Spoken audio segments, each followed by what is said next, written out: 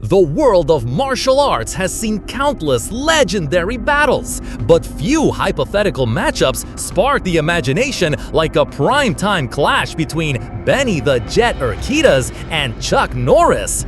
These two icons, each a master in his own right, embody different styles and philosophies of combat during their peak years in the 1970s and early 1980s.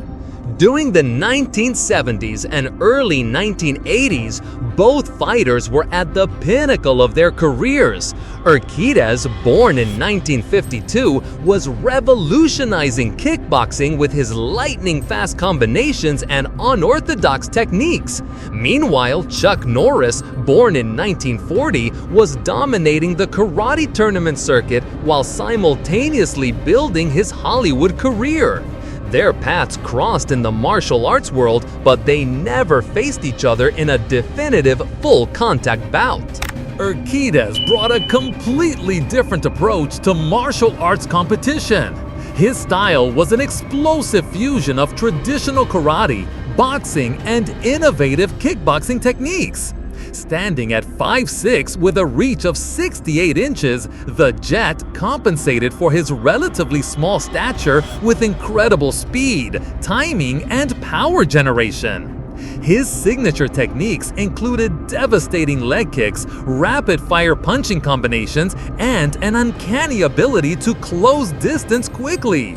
Urquidez was known for his exceptional conditioning and mental toughness, often overwhelming opponents with relentless pressure. His unorthodox angles and unpredictable movement patterns made him nearly impossible for. What set Urquidez apart was his ability to adapt mid-fight. He could switch between orthodox and southpaw stances seamlessly, throw combinations from unusual angles, and maintain incredible pace throughout entire matches. His cardio was legendary, and he seemed to get stronger as fights progressed. Chuck Norris represented the epitome of traditional American karate during its golden age.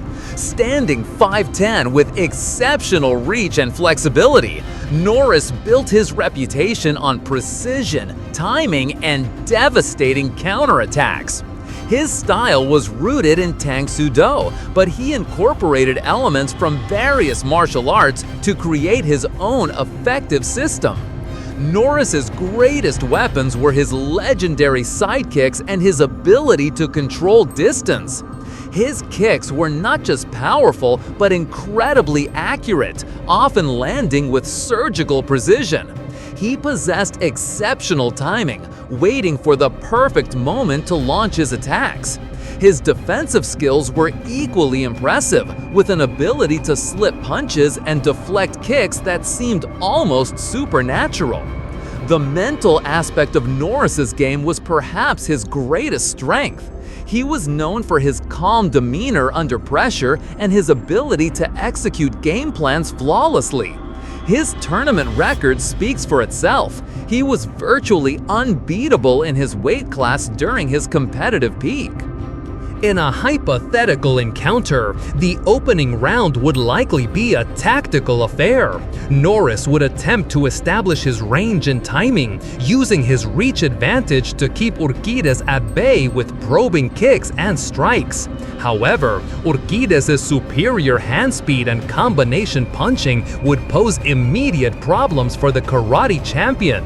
Urquidez would likely press forward, using his exceptional footwork to close the distance and unleash his signature flurries.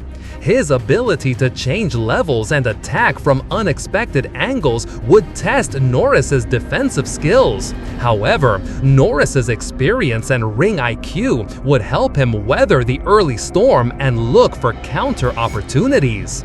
As the fight progressed, both fighters would begin to find their rhythm. Urquidez's conditioning advantage would start to show as he maintained his aggressive pace, while Norris might begin to conserve energy for strategic moments.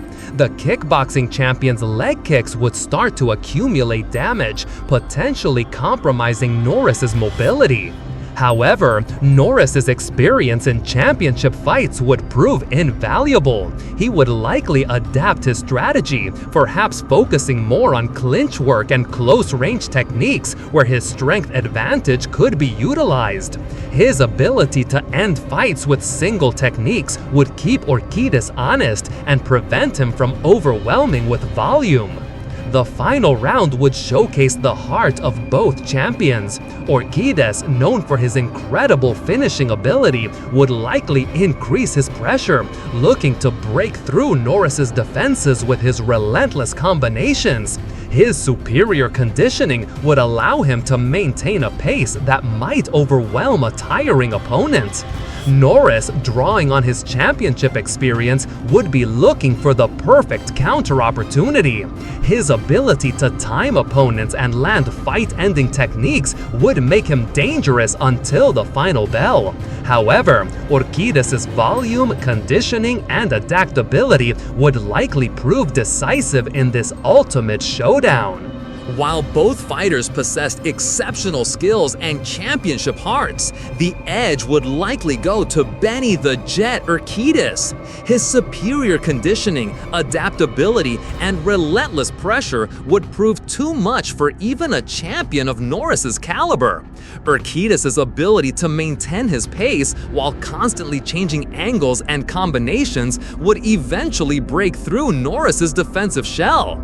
The fight would be competitive throughout, with both men displaying the skills that made them legends.